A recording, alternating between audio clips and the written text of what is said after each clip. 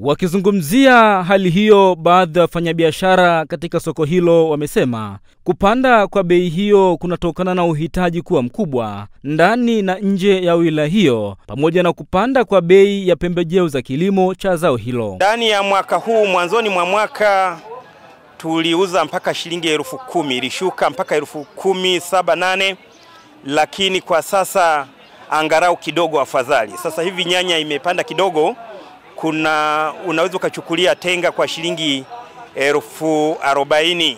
Sasa hizi nyanya inaweza kupatikana kwa bei ya 35 tenga mpaka 40. Kupanda kwa nyanya katika soko la Nyankumbu, faida imekuwa ipo kwa wafanyabiashara kwa maana ya bidhaa imekuwa chache.